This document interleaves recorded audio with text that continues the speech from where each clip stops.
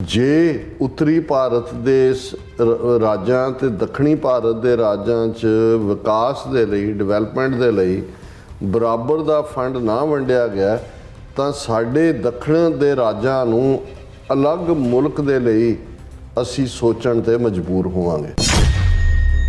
ਅਸੀਂ ਫੰਡਿੰਗ ਦੇ ਰਹੇ ਹਾਂ ਔਰ ਸਾਨੂੰ ਵਾਪਸ ਕੁਛ ਨਹੀਂ ਮਿਲ ਰਿਹਾ।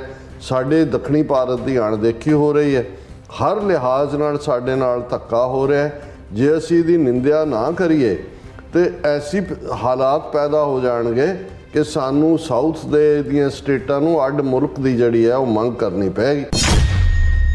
ਉਹਨਾਂ ਕਿਹਾ ਵੀ ਅਸੀਂ 4 ਲੱਖ ਕਰੋੜ ਰੁਪਈਆ ਟੈਕਸ ਦੇ ਰੂਪ ਚ ਦਿੰਦੇ ਹਾਂ, ਲੇਕਿਨ ਬਦਲੇ 'ਚ ਸਾਨੂੰ ਕੀ ਮਿਲ ਰਿਹਾ? ਇੱਧਰ ਤਾਂ ਆਰਮਡ ਸਟਰਗਲਸ ਨੂੰ ਸਰਕਾਰ ਨੇ ਸਿੱਧੇ ਫੌਜੀ ਤਾਕਤ ਦੇ ਨਾਲ ਦੱਬਿਆ ਜਾਂ ਦੱਬ ਰਹੀਆਂ ਨੇ ਜਾਂ ਬਦਨਾਮ ਕਰ ਰਹੀਆਂ ਨੇ, ਜਾਂ ਈਵਨ ਖਾਲਿਸਤਾਨ ਦੀ ਮੂਵਮੈਂਟ ਦੇ ਹਵਾਲੇ ਨਾਲ ਟਰਾਂਸਨੈਸ਼ਨਲ ਰਿਪਰੈਸ਼ਨ ਦਾ ਸਹਾਰਾ ਲੈ ਰਹੀਆਂ ਨੇ। ਪਰ ਭਾਰਤ ਦੀਆਂ ਵੱਡੀਆਂ 5 ਸਟੇਟਾਂ ਜਿਹੜੀਆਂ ਸਭ ਤੋਂ ਜ਼ਿਆਦਾ ਰੈਵਨਿਊ ਦਿੰਦੀਆਂ ਨੇ, ਉਹਨਾਂ ਦਾ ਐਮਪੀ ਔਰ ਐਮਪੀ ਵੀ ਕਾਂਗਰਸ ਪਾਰਟੀ ਦਾ।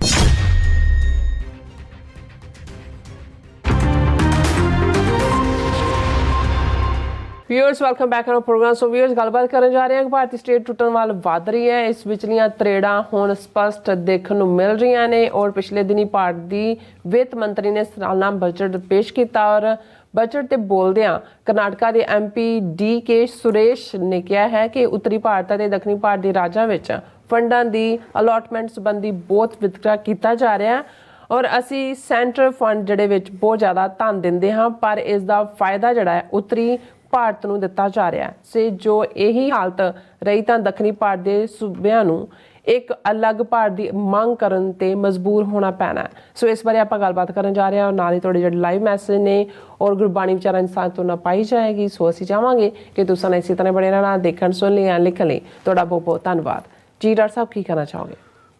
ਦੇਖੋ, ਜਦੋਂ ਕੋਈ ਇਮਾਰਤ ਨੇ ਡਿੱਗਣਾ ਹੁੰਦਾ ਹੈ ਤੇ ਪਹਿਲਾਂ ਉਸ ਦੇ ਵਿੱਚ ਤਰੇੜ ਨਜ਼ਰ ਆਉਂਦੀ ਹੈ, ਕ੍ਰੈਕਸ ਜਿਹਨੂੰ ਅਸੀਂ ਕਹਿੰਦੇ। ਸੋ ਇਸ ਦਾ ਮਤਲਬ ਹੁੰਦਾ ਹੈ ਕਿ ਵੀ ਇਹ ਹੁਣ ਇਮਾਰਤ ਪਾਏਦਾਰ ਨਹੀਂ। ਇਹਨਾਂ ਮੁਲਕਾਂ 'ਚ ਤਾਂ ਜਦੋਂ ਕੋਈ ਤਰੇੜ ਆ ਜਾਏ ਤਾਂ ਆ ਕੇ ਨੋਟਿਸ ਚਪਕਾ ਜਾਂਦੇ ਨੇ ਔਰ ਖਾਲੀ ਕਰਵਾ ਦਿੰਦੇ ਨੇ ਕਿ ਇਹ ਹੁਣ ਇਹਦੇ 'ਚ ਕੋਈ ਵਸ ਨਹੀਂ ਸਕਦਾ। ਸੋ ਇਹਦੇ 'ਚ ਕੋਈ ਸ਼ੱਕ ਨਹੀਂ ਹੈ ਕਿ ਭਾਰਤ ਦੇ ਵਿੱਚ ਪੰਜਾਬ ਹੋਏ, ਕਸ਼ਮੀਰ ਹੋਏ, ਮਨੀਪੁਰ ਹੋਏ, ਨਾਗਾਲੈਂਡ ਹੋਏ, ਮਿਜ਼ੋਰਮ ਹੋਏ, 5-6 ਤਾਂ ਇਹ ਬੜੀਆਂ ਨੋਨ ਮੂਵਮੈਂਟਸ ਨੇ ਜਿਹੜੀਆਂ ਆਜ਼ਾਦੀ ਦੀਆਂ ਚੱਲ ਰਹੀਆਂ ਨੇ। ਆਲਮੋਸਟ ਨਾਗਾ ਕਸ਼ਮੀਰ ਮੂਵਮੈਂਟ ਤਾਂ 50 ਸਾਲ ਹੀ ਪੁਰਾਣੀ ਹੈ, 75 ਸਾਲ ਹੀ ਪੁਰਾਣੀ ਹੈ। ਸਿੱਖ ਮੂਵਮੈਂਟ ਅਸੀਂ ਜੇ ਕਹੀਏ ਕਿ ਟੋਟਲ ਇੰਡੀਪੈਂਡੈਂਸ ਦੀ, ਉਹ ਆਲਮੋਸਟ 40 ਸਾਲ ਪਹਿਲਾਂ ਜਿਹੜੀ ਹੈ ਜੂਨ 84 ਦੇ ਨਾਲ ਜੁੜਿਆ ਹੋਇਆ ਪਾਰਟ ਹੈ। ਪਰ ਅਸੀਂ ਇੱਕ ਪਾਰਟ ਦੇਖ ਰਹੇ ਹਾਂ, ਬੇਸ਼ੱਕ 1950 ਦੇ ਵਿੱਚ ਤਮਿਲਨਾਡੂ ਔਰ ਆਂਧਰਾ, ਉਦੋਂ ਇਹਨਾਂ ਨੂੰ ਮਦਰਾਸ ਕਹਿੰਦੇ ਸੀ ਔਰ ਉਹ ਮੈਸੂਰ ਸਟੇਟ ਦਾ ਹਿੱਸਾ ਸੀ, ਕਰਨਾਟਕਾ ਵੀ, ਔਰ ਇਹ ਹੈਦਰਾਬਾਦ ਸੀ ਆਂਧਰੇ ਦਾ ਵੱਡਾ ਹਿੱਸਾ। ਉਦੋਂ ਖਾਸ ਤੌਰ 'ਤੇ ਤਮਿਲਨਾਡੂ 'ਚ ਇੱਕ ਮੂਵਮੈਂਟ ਜ਼ਰੂਰ ਉੱਠੀ ਸੀ ਤਮਿਲ ਦੇਸ਼ ਦੀ ਔਰ ਸਾਡੀ ਅੱਡ ਸਿਵਲਾਈਜੇਸ਼ਨ ਦੂਸਰਾ। ਲੇਕਿਨ ਕਿਉਂਕਿ ਜਦੋਂ ਸੂਬੇ ਲਿੰਗੁਇਸਟਿਕ ਆਧਾਰ 'ਤੇ ਬਣ ਗਏ ਤੇ ਤਮਿਲਾਂ ਨੇ ਜਿਹੜਾ ਹੈ ਉਹ ਉਹਨੇ 'ਚ ਆਪਣੇ ਆਪ ਨੂੰ ਕੰਟੈਂਟ ਕਰ ਲਿਆ। ਤਮਿਲਨਾਡੂ ਨਾਂ ਉਹਨਾਂ ਨੇ ਮਦਰਾਸ ਦਾ ਬਦਲ ਕੇ, ਨਾਡੂ ਦਾ ਮਤਲਬ ਦੇਸ਼ ਹੀ ਹੁੰਦਾ, ਤਮਿਲਾਂ ਦਾ ਦੇਸ਼। ਫਿਰ ਉਹਨਾਂ ਨੇ ਆਪਣਾ ਉਹ ਡ੍ਰੀਮ ਦੂਸਰੇ ਪਾਸਿਓਂ, ਜਦੋਂ ਸ੍ਰੀਲੰਕਾ ਦੇ ਵਿੱਚ ਜਿਹੜੇ ਤਮਿਲ ਹਿੰਦੂ ਮੂਲ ਦੇ ਹੀ ਸੀ, ਉਹਨਾਂ ਨੂੰ ਖੜਾ ਤਾਂ ਇੰਡੀਅਨ ਸਿਸਟਮ ਨੇ ਕੀਤਾ, ਪਰ ਤਮਿਲਨਾਡੂ ਵਾਲਿਆਂ ਨੂੰ ਇਹ ਹੋਪ ਜਾਗੀ ਕਿ ਜੇ ਇੱਥੇ ਮੁਲਕ ਉਹਨਾਂ ਦਾ ਬਣ ਜਾਂਦਾ ਹੈ, ਜਿਵੇਂ ਜਾਫਨਾ ਔਰ ਦੂਸਰੇ ਹਿੱਸੇ ਦੇ ਉੱਤੇ ਉਹ ਸੀ, ਤੇ ਇਹਦੇ ਨਾਲ, ਔਰ ਇਹੀ ਕਾਰਨ ਸੀ ਕਿ ਇੰਡੀਅਨ ਸਿਸਟਮ ਜਿਨ੍ਹਾਂ ਨੇ ਲਿਟੇ ਨੂੰ ਖੜਾ ਕੀਤਾ ਸੀ, liberation tigers of Tamil Eelam, ਉਹਨਾਂ ਨੇ ਉਸ ਮੂਵਮੈਂਟ ਨੂੰ ਸਪਰੈਸ ਕਰਤਾ ਔਰ ਬਾਅਦ ਦੇ ਵਿੱਚ ਰਾਜੀਵ ਗਾਂਧੀ ਉਹਦੀ ਭੇਟ ਹੀ ਚੜ੍ਹੇ ਜੀ, ਉਹਨਾਂ ਨਾਲ ਬਿਟਰੇ ਕੀਤਾ। ਲੇਕਿਨ ਹੁਣ ਅਸੀਂ ਇਹ ਦੇਖ ਰਹੇ ਹਾਂ ਕਿ ਵੀ ਪਹਿਲਾਂ ਤਾਂ 5 ਸਟੇਟਾਂ ਜਿਹੜੀਆਂ ਸਾਊਥ ਦੀਆਂ ਨੇ, ਜਿਨ੍ਹਾਂ 'ਚ ਤਮਿਲਨਾਡੂ, ਆਂਧਰਾ, ਤੇਲੰਗਾਨਾ, ਕਰਨਾਟਕਾ ਔਰ ਕੇਰਲਾ, ਦਬੀ ਆਵਾਜ਼ ਆ ਰਹੀ ਸੀ ਕਿ ਵੀ ਅਸੀਂ ਫੈਮਿਲੀ ਪਲੈਨਿੰਗ ਵੀ ਕੀਤੀ ਹੋਈ ਹੈ, 2-2 ਬੱਚੇ ਨੇ, ਸਾਡੀ ਡਿਵੈਲਪਮੈਂਟ ਵੀ ਹੋਈ ਹੈ, ਵਿਕਾਸ ਵੀ ਹੋਇਆ, ਪੈਸਾ ਅਸੀਂ ਸੈਂਟਰ ਪੂਲ 'ਚ ਦੇ ਰਹੇ ਹਾਂ, ਤੇ ਇਧਰ ਬਰੀਡਿੰਗ ਲਾਈਕ ਰੈਟਸ, ਚੂਹਿਆਂ ਵਾਂਗ ਬੱਚੇ ਜੰਮ ਰਹੇ ਨੇ। ਯੂਪੀ, ਬਿਹਾਰ, ਮੱਧ ਪ੍ਰਦੇਸ਼, ਰਾਜਸਥਾਨ, ਔਰ ਉੱਤਰਾਖੰਡ ਵਾਲੇ, ਔਰ ਫੰਡ ਉਧਰ ਨੂੰ ਚਲੇ ਜਾਂਦੇ ਨੇ। ਸਾਨੂੰ ਜੋ ਵਾਪਸ ਦਿੰਦਾ ਹੈ ਸੈਂਟਰ ਉਹ ਬਹੁਤ ਥੋੜਾ, ਔਰ ਇਹਦੀ ਜ਼ਿਆਦਾ ਤਮਿਲਾਂ ਦੇ ਵਿੱਚ, ਤਮਿਲਨਾਡੂ ਦੇ ਵਿੱਚ ਹੀ ਇਹ ਮੰਗ ਸੀ। ਤੇ ਬਹੁਤਿਆਂ ਨੂੰ ਲੱਗਦਾ ਸੀ ਵੀ ਜਿਹੜੀ DMK, ਕਰੁਣਾਨਿਧੀ ਔਰ ਸਟਾਲਿਨ, ਇਹ ਸਾਰੇ ਇਹਨਾਂ ਦਾ ਤਾਂ ਪੁਰਾਣਾ ਡ੍ਰੀਮ ਹੈ ਤਮਿਲ ਮੁਲਕ ਦਾ, ਇਹ ਉਹੀ ਕਿਸੇ ਨਾ ਕਿਸੇ ਬਹਾਨੇ ਨਾਲ ਉਹ ਸਾਹਮਣੇ ਰੱਖਣਾ ਚਾਹੁੰਦੇ ਨੇ ਜੀ। ਲੇਕਿਨ ਜਿਹੜੀ ਖਬਰ ਅੱਜ ਜਿਹਨੇ ਕਾਫੀ ਝੰਜੋੜਿਆ ਬਹੁਤ ਸਾਰਿਆਂ ਨੂੰ, ਔਰ ਇਹਨੇ ਜਦੋਂ ਬਜਟ ਪੇਸ਼ ਕੀਤਾ ਬੀਬੀ ਨੇ, ਔਰ ਉਸ ਤੋਂ ਬਾਅਦ ਕਰਨਾਟਕਾ ਚੋਂ ਇੱਕੋ ਇੱਕ ਕਾਂਗਰਸ ਦਾ MP ਹੈ, ਕਿਉਂਕਿ ਕਰਨਾਟਕਾ 'ਚ BJP ਨੇ ਕਾਫੀ ਆਪਣੀ ਥਾਂ ਬਣਾਈ ਸੀ। ਹੁਣ ਭਾਵੇਂ ਸਰਕਾਰ ਕਾਂਗਰਸ ਦੀ ਉੱਥੇ ਲੋਕਲ ਬਣੀ ਹੈ, ਪਰ MP ਪਿਛਲੀ ਚੋਣਾਂ ਦੇ ਕਰਨਾਟਕਾ 'ਚ BJP ਦੇ ਹੀ ਜ਼ਿਆਦਾ ਨੇ। ਪਹਿਲਾਂ BJP ਦੀ ਸਰਕਾਰ ਸੀ। ਔਰ ਬੈਂਗਲੁਰੂ ਜਿਹੜਾ ਪੇਂਡੂ ਹਲਕਾ, ਉਸ ਤੋਂ ਇਹ ਕਾਂਗਰਸ ਦੇ MP ਨੇ DK ਸੁਰੇਸ਼। ਔਰ ਜੋ ਉਹਨਾਂ ਨੇ ਕਿਹਾ, ਉਹਨੇ ਇੱਕ ਵਾਰੀ ਤਾਂ ਜਿਹੜੀ ਹੈ ਸਾਰੇ ਮੀਡੀਆ ਦੇ ਵਿੱਚ ਵੀ ਅੱਜ ਚਰਚਾ ਹੈ, ਔਰ ਦੂਸਰਾ ਉਹਨਾਂ ਨੇ ਇਹ ਕਿਹਾ, ਉਹਨਾਂ ਦਾ ਹੀ ਮੈਂ ਲਫ਼ਜ਼ ਦੁਹਰਾਉਣਾ ਚਾਹੁੰਦਾ BBC ਦੀ ਰਿਪੋਰਟਿੰਗ ਦੇ ਉੱਤੇ, ਜੇ ਉੱਤਰੀ ਭਾਰਤ ਦੇ ਰਾਜਾਂ ਤੇ ਦੱਖਣੀ ਭਾਰਤ ਦੇ ਰਾਜਾਂ 'ਚ ਵਿਕਾਸ ਦੇ ਲਈ, ਡਿਵੈਲਪਮੈਂਟ ਦੇ ਲਈ ਬਰਾਬਰ ਦਾ ਫੰਡ ਨਾ ਵੰਡਿਆ ਗਿਆ, ਤਾਂ ਸਾਡੇ ਦੱਖਣ ਦੇ ਰਾਜਾਂ ਨੂੰ ਅਲੱਗ ਮੁਲਕ ਦੇ ਲਈ ਅਸੀਂ ਸੋਚਣ ਤੇ ਮਜਬੂਰ ਹੋਵਾਂਗੇ। ਇਹ ਬਹੁਤ ਔਰ ਇਹ ਖਬਰ ਸਾਰੇ ਪਾਸੇ ਘੁੰਮੀ ਹੋਈ, ਡਿਸਕਸ਼ਨ ਵੀ ਹੋ ਰਹੀ। ਉਹਨਾਂ ਨੇ ਕਿਹਾ ਕਿ ਵੀ ਇਹ ਸਾਡੇ ਨਾਲ ਬੜਾ ਅਨਿਆਂ ਹੋ ਰਿਹਾ, ਅਸੀਂ ਫੰਡਿੰਗ ਦੇ ਰਹੇ ਹਾਂ ਔਰ ਸਾਨੂੰ ਵਾਪਸ ਕੁਛ ਨਹੀਂ ਮਿਲ ਰਿਹਾ, ਸਾਡੇ ਦੱਖਣੀ ਭਾਰਤ ਦੀ ਅਣਦੇਖੀ ਹੋ ਰਹੀ ਹੈ, ਹਰ ਲਿਹਾਜ਼ ਨਾਲ ਸਾਡੇ ਨਾਲ ਧੱਕਾ ਹੋ ਰਿਹਾ। ਜੇ ਅਸੀਂ ਇਹਦੀ ਨਿੰਦਿਆ ਨਾ ਕਰੀਏ ਤੇ ਐਸੀ ਹਾਲਾਤ ਪੈਦਾ ਹੋ ਜਾਣਗੇ ਕਿ ਸਾਨੂੰ ਸਾਊਥ ਦੇ ਦੀਆਂ ਸਟੇਟਾਂ ਨੂੰ ਅੱਡ ਮੁਲਕ ਦੀ ਜਿਹੜੀ ਹੈ ਉਹ ਮੰਗ ਕਰਨੀ ਪਏਗੀ। ਹੁਣ ਇਸ ਦੇ ਉੱਤੇ ਔਰ ਨਾਲ ਦੀ ਨਾਲ ਉਹਨੇ ਫਿਰ ਉਹਨੇ ਡਿਟੇਲ ਵੀ ਦਿੱਤੀ। ਉਹਨੇ ਕਿਹਾ ਵੀ ਅਸੀਂ 4 ਲੱਖ ਕਰੋੜ ਰੁਪਈਆ ਟੈਕਸ ਦੇ ਰੂਪ 'ਚ ਦਿੰਦੇ ਹਾਂ, ਲੇਕਿਨ ਬਦਲੇ 'ਚ ਸਾਨੂੰ ਕੀ ਮਿਲ ਰਿਹਾ। ਸੋ ਅਸੀਂ ਸਮਝਦੇ ਹਾਂ ਕਿ ਵੀ ਇਹ ਕਰੈਕਸ ਦੀ ਨਿਸ਼ਾਨੀ ਹੈ ਕਿ ਵੀ ਇੱਧਰ ਤਾਂ ਆਰਮਡ ਸਟਰਗਲਸ ਨੂੰ ਸਰਕਾਰ ਨੇ ਸਿੱਧੇ ਫੌਜੀ ਤਾਕਤ ਦੇ ਨਾਲ ਦੱਬਿਆ ਜਾਂ ਦੱਬ ਰਹੀਆਂ ਨੇ ਜਾਂ ਬਦਨਾਮ ਕਰ ਰਹੀਆਂ ਨੇ, ਜਾਂ ਈਵਨ ਖਾਲਿਸਤਾਨ ਦੀ ਮੂਵਮੈਂਟ ਦੇ ਹਵਾਲੇ ਨਾਲ ਟਰਾਂਸਨੈਸ਼ਨਲ ਰਿਪਰੈਸ਼ਨ ਦਾ ਸਹਾਰਾ ਲੈ ਰਹੀਆਂ ਨੇ। ਪਰ ਭਾਰਤ ਦੀਆਂ ਵੱਡੀਆਂ 5 ਸਟੇਟਾਂ ਜਿਹੜੀਆਂ ਸਭ ਤੋਂ ਜ਼ਿਆਦਾ ਰੈਵਨਿਊ ਦਿੰਦੀਆਂ ਨੇ, ਉਹਨਾਂ ਦਾ MP, ਔਰ MP ਵੀ ਕਾਂਗਰਸ ਪਾਰਟੀ ਦਾ। ਇਹ ਕੋਈ ਤਮਿਲ ਜੇ ਤਾਂ DMK ਦਾ ਹੋਵੇ ਤਾਂ ਕਹਿ ਸਕਦੇ ਜੀ ਚਲੋ ਉਹਨਾਂ ਦਾ ਪਹਿਲਾਂ ਤੋਂ ਹੀ ਕਿਤੇ ਨਾ ਕਿਤੇ ਲੋਕਾਂ ਦਾ ਏਜੰਡਾ ਹੈ। ਜੇ ਕਾਂਗਰਸ ਦਾ ਔਰ ਕਰਨਾਟਕਾ ਦਾ, ਇਹ ਕੋਈ ਤਮਿਲਨਾਡੂ ਦਾ ਨਹੀਂ, ਕਰਨਾਟਕਾ ਦਾ MP ਇਹ ਕਹਿੰਦਾ ਕਿ ਜੋ ਤੁਸੀਂ ਕਰ ਰਹੇ ਹੋ ਸਾਡੇ ਕੋਲ ਕੋਈ ਚੋਇਸ ਨਹੀਂ ਰਹਿਣੀ ਕਿ ਅਸੀਂ ਅੱਡ ਮੁਲਕ ਲੈਣਾ। ਇਹ ਬਹੁਤ ਵੱਡੀ ਗੱਲ ਹੈ ਜੀ। ਰਾਜ ਸਾਹਿਬ, ਹੁਣ ਆਪਾਂ ਆਪਣੇ ਵਿਊਜ਼ ਦਾ ਜਿਹੜਾ ਮੈਸੇਜ ਨੇ ਉਹ ਲੈਣ ਜਾ ਰਹੇ ਹਾਂ। ਸਭ ਤੋਂ ਪਹਿਲਾਂ ਹੀ ਸ਼ੁਕਰੀਆ ਅਦਾ ਕਰ ਦਿੰਦੇ ਹਾਂ। ਔਰ ਬਲਜੀਤ ਵੜੈਚ, ਮਨਦੀਪ ਬਾਜਵਾ, ਸੁਖਜੀਵਨ ਬੱਚੂ, ਇੰਦਰ ਸਿੰਘ ਸੰਧੂ, ਹਰਮਿੰਦਰ ਸਿੰਘ, ਖਾਲਸਾ ਦੇਸ਼ ਪੰਜਾਬ, ਅਮਰਜੀਤ ਸੈਣੀ, ਮਨਜੂਰ ਕੋਹਿਨੂਰ ਐਂਡ ਜਸਬੀਰ ਸਿੰਘ, ਰਾਣਾ ਆबिद, ਫਿਰ ਜਸਬੀਰ ਬਰਾੜ, ਸੁਰਮਖ ਮੁੰਦਰਾ, ਲਖਵਿੰਦਰ ਸਿੰਘ ਪੰਨੂ, ਇਹ ਸਭ ਸਾਨੂੰ ਫਤਿਹ ਬੁਲਾਉਂਦੇ ਨੇ ਔਰ ਖਾਲਸਾ ਜ਼ਿੰਦਾਬਾਦ ਕਹਿੰਦੇ ਨੇ। ਔਰ ਰਾਣਾ ਜੀ ਕਹਿੰਦੇ ਨੇ, ਹਾਂਜੀ, ਰਾਣਾ ਆबिद ਜੀ ਕਹਿੰਦੇ ਨੇ ਕਿ master class in historical story telling. This show skillfully navigates through the complexities of the past, leaving viewers both informed and inspired. ਔਰ ਫਿਰ ਇਸੇ ਤਰ੍ਹਾਂ ਗੁਰਮੇਲ ਸਿੰਘ ਜੀ ਫਤਿਹ ਬੁਲਾ ਕੇ ਸਾਡੀ ਸਰਾਹਨਾ ਕਰਦੇ ਨੇ ਔਰ ਕਹਿੰਦੇ ਨੇ ਕਿ ਜਿਹੜਾ ਆਪਣਾ ਜਿਹੜੇ ਵੋਟਸ ਜਿਹੜੀਆਂ ਹੋ ਰਹੀਆਂ ਨੇ ਸੈਕਰਾਮੈਂਟੋ ਦੇ ਵਿੱਚ ਉਹ ਸਭ ਆਉਣ। ਸੋ ਇਸੇ ਤਰ੍ਹਾਂ ਆਰਿਫ ਨਾਵੀਦ ਜੀ ਕਹਿੰਦੇ ਦਾ ਗ੍ਰੇਟ ਮੁਜਾਹਿਬੀਨਸ, ਇਮਰਾਨ ਖਾਨ ਐਂਡ ਖਾਲਸਾ ਜ਼ਿੰਦਾਬਾਦ, ਬਿਲਡ ਖਾਲਿਸਤਾਨ ਜ਼ਿੰਦਾਬਾਦ, ਗੋਡ ਬਲੈਸ ਖਾਲਿਸਤਾਨੀ, ਆਮੀਨ ਸੁਮਾ ਆਮੀਨ। ਔਰ ਕਹਿੰਦੇ ਨੇ ਜੁਗਰਾਜ ਸਿੰਘ ਜੀ ਓਕੇ ਕਹਿੰਦੇ ਨੇ। ਐਂਡ ਫਿਰ ਇਸੇ ਤਰ੍ਹਾਂ ਮੈਸੇਜ ਗੁਰਮੇਲ ਸਿੰਘ ਦਾ ਆਪਾਂ ਕਰਦੇ, ਉਹ ਕਹਿ ਰਹੇ ਕਿ please be ready for the second phase of referendum voting on 31 March in Sacramento. Welcome you, love to see you there. Khalsa Zindabad, vote and support referendum 2020. And Jugaraj Singh ਜਟਾਨਾ ਵੀ ਸਾਡੇ ਕੋਲ ਆਏ ਨੇ, ਹਾਂਜੀ ਜਟਾਨਾ ਸੌਰੀ। ਐਂਡ ਜਸਕੀਰਤ ਸਿੰਘ ਜੀ ਵੀ ਫਤਿਹ ਬੁਲਾਉਂਦੇ ਨੇ ਔਰ ਸਾਡੀ ਚੜ੍ਹਦੀ ਕਲਾ ਦੀ ਅਰਦਾਸ ਕਰਦੇ ਨੇ। ਔਰ ਕਾਲਾ ਸਿੰਘ, ਆਰਿਫ ਨਾਵੀਦ ਜੀ ਤੁਹਾਨੂੰ ਕਹਿੰਦੇ ਨੇ ਤੁਸੀਂ ਗ੍ਰੇਟ ਐਂਕਰ ਹੋ, ਜ਼ਿੰਦਾਬਾਦ ਕਹਿੰਦੇ ਨੇ। ਐਂਡ ਹਾਂਜੀ ਇਮਰਾਨ ਖਾਨ ਨੂੰ ਵੀ ਜ਼ਿੰਦਾਬਾਦ ਕਹਿੰਦੇ ਨੇ। ਔਰ ਖਾਲਸਾ ਨੂੰ ਵੀ ਜ਼ਿੰਦਾਬਾਦ ਕਹਿੰਦੇ ਨੇ। ਐਂਡ ਫਿਰ ਸਤਨਾਮ ਸਿੰਘ, ਫਿਰ ਸਤਨਾਮ ਔਜਲਾ, ਨਛੱਤਰ ਸਿੰਘ ਰਮਣਾ ਕਹਿੰਦੇ ਨੇ, ਇਹ ਸਾਰੇ ਸਾਨੂੰ ਫਤਿਹ ਬੁਲਾਉਂਦੇ ਨੇ ਔਰ ਖਾਲਸਾ ਜ਼ਿੰਦਾਬਾਦ ਕਹਿੰਦੇ ਨੇ। ਐਂਡ ਡਾਕਟਰ ਪਰਮਜੀਤ ਸਿੰਘ ਸਮਰਾ ਜੀ ਵੀ ਫਤਿਹ ਬੁਲਾਉਂਦੇ ਨੇ ਔਰ ਹਾਂਜੀ all about truth and Sikhism ਵੀ ਫਤਿਹ ਬੁਲਾਉਂਦੇ ਨੇ। ਫਿਰ ਧਰਮ ਸਿੰਘ ਜੀ ਵੀ ਖਾਲਸਾ ਜ਼ਿੰਦਾਬਾਦ ਐਂਡ ਟੀਵੀ ਫੋਰ ਜ਼ਿੰਦਾਬਾਦ ਕਹਿੰਦੇ ਨੇ।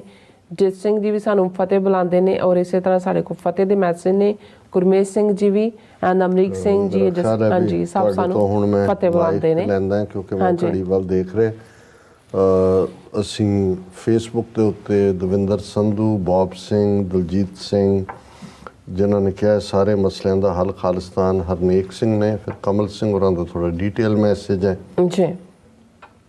ਸਿੱਖਾਂ ਵੱਲੋਂ ਸਿਰਜਿਆ ਜਾਂਦਾ ਮਾਨਵਤਾਵਾਦੀ ਵਰਤਾਂਤ ਜਾਂ ਬਫਰ ਸਟੇਟ ਆਦਿ ਇਕੱਲਾ ਕਾਫੀ ਨਹੀਂ। ਮੇਰੇ ਖਿਆਲ ਵਿੱਚ ਇਸ ਦਾ ਪ੍ਰਭਾਵ ਆਮ ਲੋਕ ਤਾਂ ਕਬੂਲਦੇ ਹਨ, ਪਰ ਦੇਸ਼ਾਂ ਦੀਆਂ ਸਰਕਾਰਾਂ ਜਾਂ ਰਾਜਨੇਤਾਵਾਂ ਨੂੰ ਇਸ ਨਾਲ ਮਾਨੋ ਕੋਈ ਸਰੋਕਾਰ ਨਹੀਂ ਹੁੰਦਾ। ਇਸ ਲਈ ਸਿੱਖਾਂ ਨੂੰ ਇਕੱਠੇ ਹੋ ਕੇ ਵੱਡੀਆਂ ਤਾਕਤਾਂ ਤੇ ਗੁਆਂਢੀ ਮੁਲਕਾਂ ਨੂੰ ਇਹ ਵੀ ਜਚਾਉਣਾ ਚਾਹੀਦਾ ਹੈ ਕਿ ਜੇ ਸਾਨੂੰ ਆ ਮਿਲੇਗਾ ਤਾਂ ਅਸੀਂ ਤੁਹਾਨੂੰ ਇਸ ਦਾ ਕਿਸ ਤਰ੍ਹਾਂ ਫਾਇਦਾ ਦੇ ਸਕਦੇ ਹਾਂ, ਕਿਉਂਕਿ ਕਈ ਵਾਰ ਹਾਲਾਤ ਬਣ ਜਾਂਦੇ ਹਨ ਪਰ ਉਹਨਾਂ ਨੂੰ ਤੁਹਾਡੀ ਪਹੁੰਚ ਦਾ ਪਤਾ ਨਹੀਂ ਹੁੰਦਾ। ਜਿਵੇਂ 84 ਵਿੱਚ ਜੇ ਅਕਾਲੀਆਂ ਨੇ ਸੰਤਾਂ ਤੇ ਭਰੋਸਾ ਕੀਤਾ ਹੁੰਦਾ ਤਾਂ ਦਿੱਲੀ ਦੇ ਬਜਾਏ ਗੁਆਂਢੀਆਂ ਨਾਲ ਤਾਲਮੇਲ ਬਣਾਇਆ ਹੁੰਦਾ ਤਾਂ ਇਤਿਹਾਸ ਹੋਰ ਹੋਣਾ ਸੀ, ਕਿਉਂਕਿ ਗੁਆਂਢੀਆਂ ਨੂੰ ਵੀ ਅਹਿਸਾਸ ਨਹੀਂ ਸੀ ਇਹ ਸਾਧ 3 ਦਿਨ ਫੌਜਾਂ ਨੂੰ ਰੋਕੀ ਰੱਖੂਗਾ ਤੇ ਸਿੱਖ ਫੌਜ ਵੀ ਬਾਗੀ ਹੋਵੇਗੀ। ਤੁਸੀਂ ਬਿਲਕੁਲ ਠੀਕ ਕਿਹਾ ਕਮਲ ਸਿੰਘ ਜੀ। ਇੱਕ ਬਿਰਤਾਂਤ ਤੁਹਾਡਾ ਆਪਣੇ ਲੋਕਾਂ ਲਈ ਹੁੰਦਾ ਜਿਹਦੇ 'ਚ ਤੁਸੀਂ ਉਤਸ਼ਾਹ ਬਣਾ ਕੇ ਰੱਖਣਾ ਹੈ, ਐਂਥੂਸੀਆਜ਼ਮ, ਹੋਪ ਬਣਾ ਕੇ ਰੱਖਣੀ ਹੈ, ਪਰ ਜਿਹੜਾ ਅਸਲੀ ਕੰਮ ਹੁੰਦਾ ਹੈ ਉਹ ਕੈਮਰੇ ਦੀਆਂ ਨਜ਼ਰਾਂ ਤੋਂ ਦੂਰ ਹੁੰਦਾ ਹੈ, ਜਿਹਦੇ 'ਚ ਤੁਸੀਂ ਆਪਣਾ ਜਿਹੜਾ ਦੇਖੋ ਦੁਨੀਆ 'ਚ ਕੋਈ ਵੀ ਸੌਦੇ ਹੋਣ ਜਾਂ ਕੋਈ ਵੀ ਗੱਲ ਉਹ ਫਾਇਦੇ ਨਾਲ ਜੁੜੇ ਹੁੰਦੇ ਨੇ। ਕੋਈ ਸਿਰਫ ਇਨਸਾਨੀਅਤ ਜਾਂ ਅਸੀਂ ਬਹੁਤ ਚੰਗੇ ਆ ਇਸ ਲਈ ਤੁਸੀਂ ਵੀ ਸਾਡੇ ਨਾਲ ਚੰਗੇ ਹੋਵੋ, ਇਹ ਕੋਈ ਕ੍ਰਾਈਟੇਰੀਆ ਨਹੀਂ ਹੁੰਦਾ। ਔਰ ਤੁਸੀਂ ਬਿਲਕੁਲ ਠੀਕ ਕਿਹਾ ਕਿ ਉਹ ਅਪਰਚੁਨਿਟੀਜ਼ ਵੀ ਹੁੰਦੀਆਂ ਨੇ, ਲੇਕਿਨ ਤੁਹਾਨੂੰ ਆਪਣਾ ਜਿਹੜਾ ਹੈ ਉਹ ਕਿਸੇ ਨੂੰ ਦੱਸਣਾ ਹੋਏਗਾ ਕਿ ਉਹ ਤੁਹਾਡੀ ਮਦਦ ਕਿਉਂ ਕਰਨ। ਸੋ ਇਹ ਤੁਸੀਂ ਬਿਲਕੁਲ ਠੀਕ ਫਰਮਾਇਆ। ਔਰ ਜਸਬੀਰ ਸਿੰਘ ਕਹਿੰਦੇ ਨੇ we will get Khalistan through referendum now, only referendum process defeating the Indian diplomacy so bad. ਬਿਲਕੁਲ ਕੋਈ ਸ਼ੱਕ ਨਹੀਂ ਹੈ ਕਿ ਖਾਲਿਸਤਾਨ ਰੈਫਰੈਂਡਮ ਮੂਵਮੈਂਟ ਨੇ ਭਾਰਤ ਸਰਕਾਰ ਨੂੰ ਵਕਤ ਪਾਇਆ ਹੋਇਆ ਔਰ ਸਿੱਖਾਂ ਦੇ ਵਿੱਚ ਵੀ ਇੱਕ ਜਜ਼ਬਾਤੀ ਇਕਸੁਰਤਾ ਦਾ ਇਹ ਪ੍ਰਤੀਕ ਹੈ। ਰੰਧਾਵਾ ਗੁਰਵਿੰਦਰ, ਮੁਹੰਮਦ ਅਨਵਰ, ਪ੍ਰਭਦਿਆਲ ਸਿੰਘ, ਜਸਬੀਰ ਸਿੰਘ, ਬੌਬ ਸਿੰਘ, ਉਹਨਾਂ ਨੇ ਇਹ ਸੁਝਾਅ ਦਿੱਤਾ ਹੈ ਕਿ ਜਿਹੜਾ ਤੁਸੀਂ ਹਕੀਕਤਨੁਮਾ ਅਹਿਸਾਸ 2 ਭਾਗਾਂ 'ਚ ਲਿਖਿਆ ਹੈ ਉਹਨੂੰ ਇਨਬਾਕਸ ਸਾਂਝਾ ਕਰ ਦਿਓ। ਮੈਂ ਤੁਹਾਨੂੰ ਪਰਸਨਲੀ ਭੇਜ ਦਿਆਂਗਾ ਕਿਉਂਕਿ ਕਈ ਵਾਰ ਸਾਨੂੰ ਵੀ ਆਗਿਆ ਰਹਿਣੀ ਹੁੰਦੀ ਹੈ ਜਿਹੜੇ ਲੇਖਕ ਨੇ ਕਿ ਉਹ ਚਾਹੁੰਦੇ ਨੇ ਉਸ ਨੂੰ ਕਿ ਨਹੀਂ ਇਨਬਾਕਸ। ਔਰ ਇਹ ਗੁਰਨੇਕ ਸਿੰਘ ਉਹ ਕਹਿੰਦੇ ਨੇ ਆਪ ਸਭਨਾਂ ਖਾਲਿਸਤਾਨੀਆਂ ਨੂੰ ਵਾਹਿਗੁਰੂ ਜੀ ਕਾ ਖਾਲਸਾ ਵਾਹਿਗੁਰੂ ਜੀ ਕੀ ਫਤਿਹ। ਤੁਹਾਨੂੰ ਵੀ ਜੀ। Gurnam Singh, great job TV 84 team. ਫਿਰ ਉਹਨਾਂ ਨੇ 2-3 ਹੋਰ ਵੀ ਇਸ ਦੇ ਉੱਤੇ ਕਮੈਂਟ ਕੀਤੇ ਨੇ।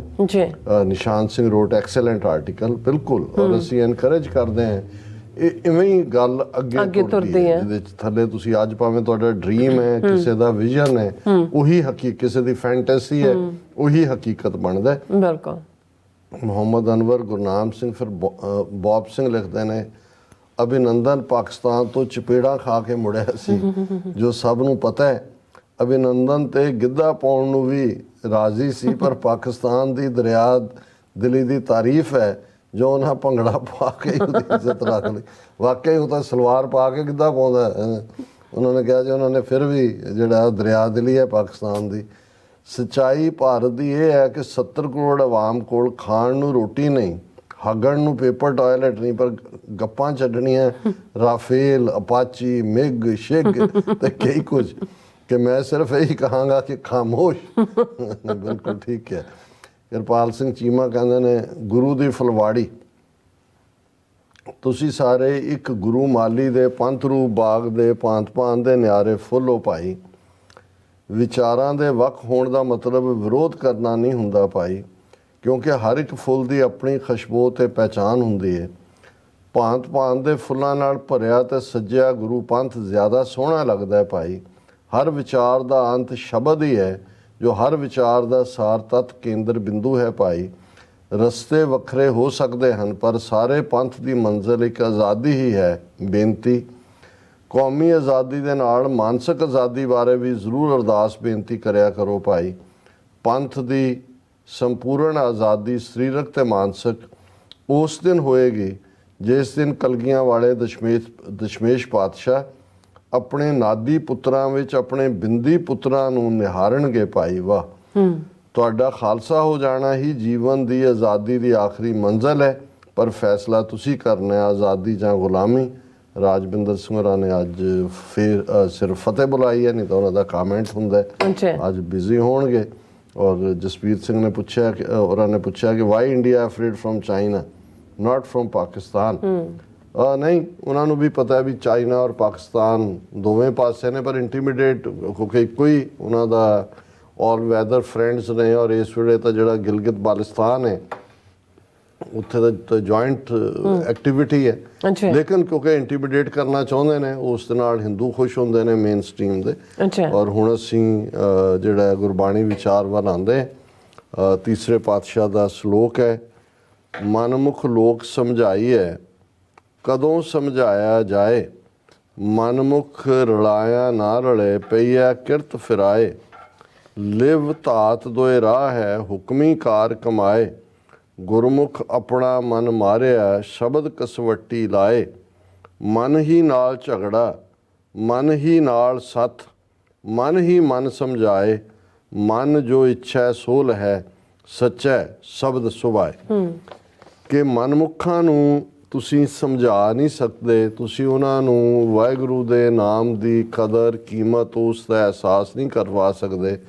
ਉਹਨਾਂ ਨੂੰ ਤੁਸੀਂ ਨਾਲ ਰਲਾਉਣਾ ਵੀ ਚਾਹੋ ਨਾਲ ਰਲਾ ਨਹੀਂ ਸਕਦੇ, ਕਿਉਂਕਿ ਉਹਨਾਂ ਦੀ ਉਹ ਕਿਰਤ ਨਹੀਂ ਹੈ, ਉਸ ਪਾਸੇ ਦੀ ਕਮਾਈ ਨਹੀਂ ਹੈ।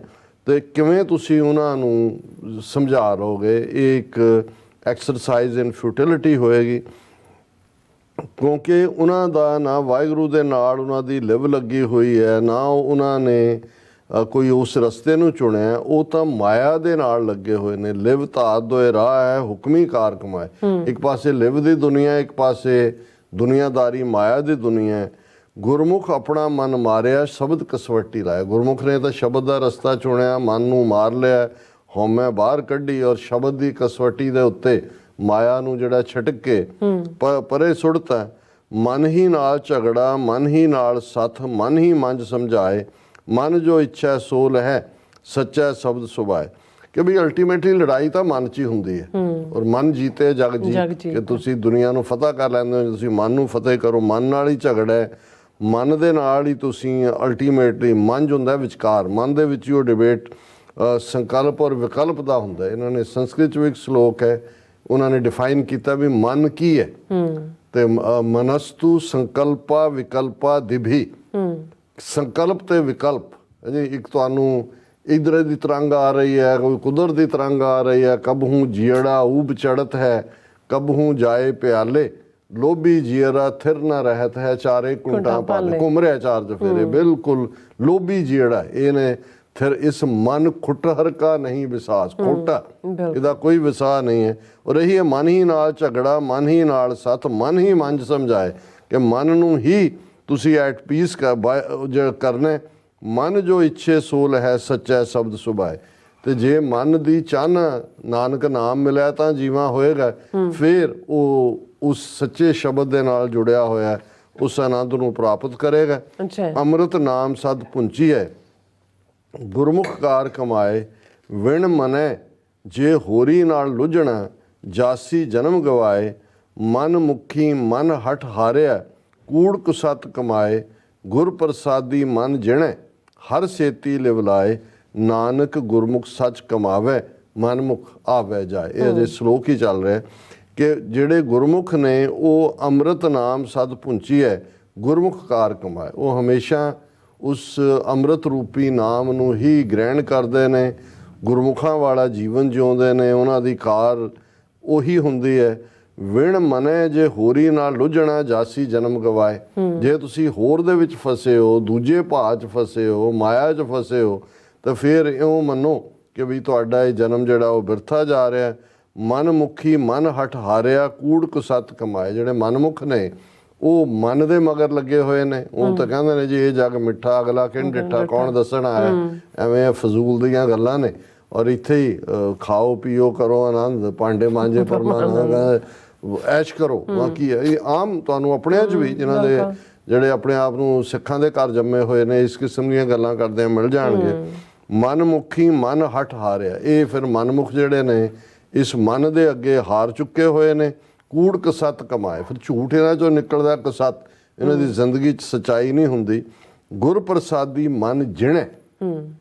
ਗੁਰਬਾਣੀ 'ਚ ਬਹੁਤ ਸਾਰੀ ਥਾਂ ਤੇ ਜਿਹਨੂੰ ਅੱਜ ਲਫ਼ਜ਼ ਅਸੀਂ ਜਿੱਤਣਾ ਕਹਿੰਦੇ ਹਾਂ, ਪੁਰਾਤਨ ਪੰਜਾਬੀ ਦੇ ਵਿੱਚ ਜਿਣਨਾ ਵੀ ਜਿੱਤਣ ਨੂੰ ਹੀ ਕਹਿੰਦੇ ਸੀ। ਔਰ ਇਹ ਜਦੋਂ ਈਵਨ ਸੱਚਖੰਡ ਦੇ ਹਵਾਲੇ ਨਾਲ ਵੀ ਇਹ ਤੇਰੇ ਨਾਮ ਰਤੇ ਸੇ ਜਿਣ ਗਏ, ਹਾਰ ਗਏ ਸੇ ਠੱਗਣ ਵਾਲੇ, ਜਿਣ ਗਏ। ਇਹਦੇ 'ਚ ਵੀ ਜਿਣ ਹੈ ਜਿੱਤ ਦੀ ਸੈਂਸ ਦੇ ਵਿੱਚ। ਗੁਰ ਪ੍ਰਸਾਦੀ ਮਨ ਜਿਣਾ ਹਰ ਸੇਤੀ ਲਿਵ ਲਾਏ, ਕਿ ਗੁਰੂ ਦੀ ਕਿਰਪਾ ਦੇ ਨਾਲ ਮਨ ਨੂੰ ਜਿੱਤਿਆ ਜਾਂਦਾ ਔਰ ਫਿਰ ਵਾਹਿਗੁਰੂ ਦੇ ਨਾਲ ਤੁਹਾਡੀ ਪ੍ਰੀਤ ਨਿਭਦੀ ਹੈ। ਨਾਨਕ ਗੁਰਮੁਖ ਸੱਚ ਕਮਾਵੇ ਮਨਮੁਖ ਆਵੇ ਜਾਏ। ਕਿਉਂਕਿ ਗੁਰਮੁਖ ਔਰ ਮਨਮੁਖ ਪੈਰਲ ਚੱਲ ਰਹੇ ਨੇ। ਸਾਡਾ ਮਨ ਵੀ ਇਹਨਾਂ ਦੋਨੋਂ ਹੀ ਉਹ ਪੈਂਡੂਲਮ ਦੀ ਤਰ੍ਹਾਂ ਕਦੇ ਇਸ ਪਾਸੇ ਚਲਾ ਜਾਂਦਾ, ਕਦੇ ਉਸ ਪਾਸੇ ਚਲਾ ਜਾਂਦਾ। ਥਿਰ ਤਾਂ ਮਨ ਉਦੋਂ ਹੀ ਹੁੰਦਾ ਮਨ ਵਸ ਆਵੇ ਨਾਨਕਾ ਜਾਂ ਪੂਰਨ ਕਿਰਪਾ ਹੋਈ। ਅਦਰਵਾਈਜ਼ ਅਸੀਂ ਵੀ ਅੱਧਾ ਕੁ ਦਿਨ ਮਨਮੁਖੀ ਜੀਵਨ ਹੁੰਦਾ, ਫਿਰ ਥੋੜ੍ਹਾ ਬਹੁਤ ਲੱਗਦਾ ਬਾਣੀ ਦਾ ਤੁਸੀਂ ਕੋਈ ਝਟਕਾ ਲੱਗੇ, ਫਿਰ ਐ ਤੁਹਾਨੂੰ ਲੱਗਦਾ ਵੀ ਸੁਰਤ ਲੱਗਣ ਲੱਗੀ, ਫਿਰ ਆ ਜਾਂਦੇ ਆ ਉਹ ਸਾਰੇ ਜਿਹੜੇ ਖਿਆਲ ਕਦੇ ਨਹੀਂ ਆਏ ਹੁੰਦੇ। ਜਦੋਂ ਤੁਸੀਂ ਪਾਠ ਕਰਨ ਲੱਗਦੇ ਉਦੋਂ ਹੀ ਆ ਜਾਂਦੇ ਨੇ। ਉਹ ਆ ਕੇ ਬਹਿ ਜਾਂਦਾ ਕਲਯੁਗ ਕੋਲ, ਕਹਿੰਦਾ ਮੈਂ ਨਹੀਂ ਜਾਣ ਦੇਣਾ ਸਤਯੁਗ 'ਚ। ਇੱਕ ਘੜੀ ਨਾ ਮਿਲਤੇ ਤਾਂ ਕਲਯੁਗ ਹੋਤਾ। ਕਲਯੁਗ ਵਿਛੋੜੇ ਦਾ ਨਾਂ ਹੈ। ਔਰ ਇਸ ਸ਼ਲੋਕ ਦੇ ਭਾਵ ਨੂੰ ਸਪਸ਼ਟ ਕਰਦੀ ਪੌੜੀ ਹੈ। ਹਰ ਕੇ ਸੰਤ ਜਨੋਂ ਜਨ ਭਾਈ, ਹਰ ਸਤਿਗੁਰ ਕੀ ਇੱਕ ਸਾਖੀ। ਜਿਸ ਧੁਰ ਭਾਗ ਹੋਵੈ ਮੁਖ ਮਸਤਕ, ਤਿਨ ਜਨ ਲੈ ਹਿਰਦੈ ਰਾਖੀ। ਹਰ ਅੰਮ੍ਰਿਤ ਕਥਾ ਸ੍ਰੇਸ਼ਟ ਉੱਤਮ, ਗੁਰ ਬਚਨੀ ਸਹਿਜੇ ਚਾਖੀ। ਤੈਂ ਭਇਆ ਪ੍ਰਗਾਸ ਮਿਟਿਆ ਅੰਧਿਆਰਾ, ਜਿਉ ਸੂਰਜ ਰੈਣ ਕੀ ਰਾਖੀ। ਅਦਿਸ਼ਟ ਅਗੋਚਰ ਲਖ ਨਿਰੰਜਨ, ਸੋ ਦੇਖਿਆ ਗੁਰਮੁਖ ਆਖੀ। ਕਿ ਹਰ ਕੇ ਸੰਤ ਸੁਣੋ ਜਨ ਭਾਈ, ਹਰ ਸਤਿਗੁਰ ਕੀ ਇੱਕ ਸਾਖੀ। ਹੈ ਵਾਹਿਗੁਰੂ ਦੇ ਪਿਆਰਿਓ, ਆਵੋ ਸਿੱਖ ਸਤਿਗੁਰ ਕੇ ਪਿਆਰਿਓ, ਗਾਵੋ ਸੱਚੀ ਬਾਣੀ। ਬਾਣੀ ਤਾਂ ਗਾਵੋ ਗੁਰੂ ਕੇਰੀ, ਬਾਣੀਆਂ ਸਿਰ ਬਾਣੀ। ਇਹ ਉਸੇ ਹੀ ਪ੍ਰੇਮ ਸਾਧ ਦੇ ਵਿੱਚ ਗੁਰੂ ਅਮਰਦਾਸ ਆਨੰਦ ਸਾਹਿਬ ਵੀ ਗੁਰੂ ਅਮਰਦਾਸ ਜੀ ਦਾ ਇਹ ਜਿਵੇਂ ਤੁਸੀਂ ਆਪਣੀਆਂ ਸਹੇਲੀਆਂ ਨੂੰ ਆਵਾਜ਼ ਮਾਰਦੇ ਹੋ ਕਿ ਆਓ ਭੈਣੋ ਬੈਠੋ, ਉਸ ਪਿਆਰੇ ਦੀਆਂ ਗੱਲਾਂ ਕਰੀਏ, ਉਸ ਵਾਹਿਗੁਰੂ ਦੀਆਂ। ਹਰ ਕੇ ਸੰਤ ਸੁਣੋ ਜਨ ਭਾਈ, ਹਰ ਸਤਿਗੁਰ ਕੀ ਇੱਕ ਸਾਖੀ। ਉਸ ਦੀ ਇੱਕ ਸਾਖੀ ਸੁਣੋ, ਉਸ ਵਾਹਿਗੁਰੂ ਦੀਆਂ ਬਖਸ਼ਾਂ ਦਾ ਇਹ ਦੇਖੋ। ਜਿਸ ਧੁਰ ਭਾਗ ਹੋਵੇ ਮੁਖ ਮਸਤਕ, ਤਿੰਨ ਜਨ ਲੈ ਹਿਰਦੈ ਰਾਖੀ। ਕਿ ਜਿਹਦੇ ਮੱਥੇ ਦੇ ਉੱਤੇ ਭਾਗ ਲਿਖੇ ਹੋਏ ਨੇ ਉਹੀ ਜਨ ਬਣ ਕੇ ਉਸ ਵਾਹਿਗੁਰੂ ਦੇ ਨਾਮ ਨੂੰ ਆਪਣੇ ਅੰਦਰ ਸਮਾ ਕੇ ਉਹ ਰੂਹ ਰੱਖਦੀ ਹੈ। ਹਰ ਅੰਮ੍ਰਿਤ ਕਥਾ ਸ੍ਰੇਸ਼ਟ ਉੱਤਮ, ਗੁਰ ਬਚਨੀ ਸਹਿਜੇ ਚਾਖੀ। ਉਹ ਜਿਹੜਾ ਦੇ ਵੱਡੇ ਭਾਗ ਨੇ ਉਹ ਉਸ ਗੁਰੂ ਦੇ ਪਿਆਰ ਦੀਆਂ ਗੱਲਾਂ ਨੂੰ ਆਪਣੇ ਅੰਦਰ ਜ਼ਮ ਕਰਕੇ ਆਪਣੇ ਦਿਲ ਦੇ ਅੰਦਰ ਵਸਾ ਕੇ ਉਸ ਸ੍ਰੇਸ਼ਟ ਉੱਤਮ ਵਾਹਿਗੁਰੂ ਦੀ ਯਾਦ ਨੂੰ ਆਪਣੇ ਜੀਵਨ ਦਾ ਆਸਰਾ ਬਣਾਉਂਦੇ ਨੇ। ਤੈ ਭਇਆ ਪ੍ਰਗਾਸ ਮਿਟਿਆ ਅੰਧਿਆਰਾ। ਉਹਨਾਂ ਦੇ ਅੰਦਰ ਚਾਨਣ ਹੁੰਦਾ, ਨੂਰ ਹੁੰਦਾ, ਹਨੇਰਾ ਜਿਹੜਾ ਉਹ ਭੱਜ ਜਾਂਦਾ। ਜੋ ਸੂਰਜ ਰੈਣ ਕੀ ਰਾਖੀ, ਇਹ ਇਵੇਂ ਹੀ ਦੌੜਦਾ ਹਨੇਰਾ, ਜਿਵੇਂ ਸੂਰਜ ਨੂੰ ਦੇਖਦੇ ਆਂ ਰਾਤ ਦੀ ਜਿਹੜੀ ਹਨੇਰੇ ਵਾਲੀ ਲਾਈਨ ਹੈ ਉਹ ਕਿਵੇਂ ਭੱਜ ਜਾਂਦੀ ਹੈ। ਜਿਵੇਂ ਸਤਿਗੁਰੂ ਨਾਨਕ ਪ੍ਰਗਟਿਆ ਮਿੱਟੀ ਧੁੰਦ ਜਗ ਚਾਨਣ, ਚਾਨਣ ਹੁੰਦਾ ਜਿਵੇਂ ਸੂਰਜ ਵਾਂਗ ਹੈ। ਜਿਵੇਂ ਅਕਾਲ ਪੁਰਖ ਦੀ ਰਹਿਮਤ ਤੈ ਭਇਆ ਪ੍ਰਗਾਸ ਮਿਟਿਆ ਅੰਧਿਆਰਾ। ਜੋ ਸੂਰਜ ਰੈਣ ਕੀ ਰਾਖੀ, ਜਿਵੇਂ ਸੂਰਜ ਦੀ ਕਿਰਨ ਦੇ ਆਉਣ ਨਾਲ ਜਿਹੜਾ ਹਨੇਰਾ ਦੌੜ ਜਾਂਦਾ। ਅਦਿਸ਼ਟ ਅਗੋਚਰ ਅਲਖ ਨਿਰੰਜਨ, ਸੋ ਦੇਖਿਆ ਗੁਰਮੁਖ ਆਖੀ। ਹੁਣ ਜਦੋਂ ਤੁਸੀਂ ਵਾਹਿਗੁਰੂ ਦੇ ਟ੍ਰੇਟਸ ਗੁਰਬਾਣੀ ਨੇ ਜਿਹੜੇ ਬਿਆਨੇ ਨੇ ਕਿ ਨਾ ਉਸ ਨੂੰ ਤੁਸੀਂ ਦੇਖ ਸਕਦੇ ਹੋ, ਨਾ ਉਸ ਨੂੰ ਮਾਪ ਸਕਦੇ ਹੋ, ਨਾ ਉਹਦਾ ਭਾਰ ਤੋਲ ਸਕਦੇ ਹੋ, ਨਾ ਉਸ ਦਾ ਕੱਦ ਮਿਣ ਸਕਦੇ ਹੋ, ਨਾ ਉਹ ਅੱਖਾਂ ਨਾਲ ਦੇਖਿਆ ਜਾਂਦਾ। ਪਰ ਉਹ ਜਿਹੜਾ ਵਾਹਿਗੁਰੂ ਜਿਹੜਾ ਅਦਿਸ਼ਟ ਹੈ, ਅਗੋਚਰ ਹੈ, ਅਲੱਖ ਹੈ, ਲਖਿਆ ਨਹੀਂ ਜਾ ਸਕਦਾ, ਨਿਰੰਜਨ ਹੈ, ਸੋ ਦੇਖਿਆ ਗੁਰਮੁਖ ਆਖੀ। ਉਸ ਨੂੰ ਜਿਹੜੇ ਗੁਰਮੁਖ ਨੇ, ਗੁਰੂ ਦੇ ਰਾਹ ਤੇ ਤੁਰੇ ਹੋਏ, ਉਹ ਆਪਣੀਆਂ ਅੱਖਾਂ ਦੇ ਨਾਲ ਉਹਨੂੰ ਵੇਖ ਲੈਂਦੇ ਨੇ।